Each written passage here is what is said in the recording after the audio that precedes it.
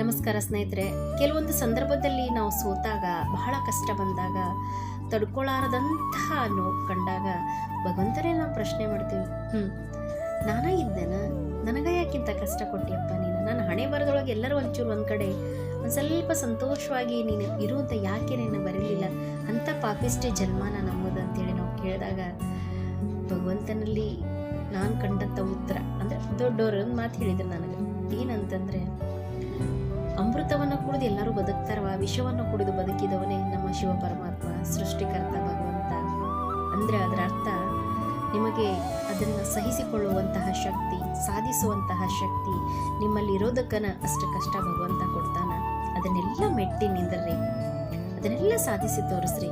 ಇವತ್ತು ಯಾರೋ ಅವಮಾನ ಮಾಡ್ತಾರಂಥೇಳಿ ಕೂತ್ಕೊಳ್ಳೋದಲ್ಲ, ಅವಮಾನವನ್ನೇ ಬಹುಮಾನವಾಗಿ ಸ್ವೀಕಾರ ಮಾಡಿ ನೀವು ಸಾಧಿಸ್ಬೇಕ. ಎಲ್ಲವನ್ನೂ ತಲೆಗಿನ ತೆಗೆದು ಹಾಕ್ರಿ. ಯಾರ ಜೊತೆಗಿಲ್ಲ, ಯಾರಿಲ್ಲಂದ್ರೂ ಆ ಭಗವಂತ ನಮ್ಮ ಜೊತೆಗಿದ್ದಾನ. ಭಗವಂತನ ಒಂದು ಶಕ್ತಿ ನಮ್ಮ ಜೊತೆಗೆ ಇದ್ದೇ ಇರುತ್ತಂಥೇಳಿ ಧರ್ಮದ ಕೆಲಸ ಮಾಡ್ತಾ ಸಾಗ್ರಿ. ಎಲ್ಲ ಒಳ್ಳೆಯದಾಗತ್ತ.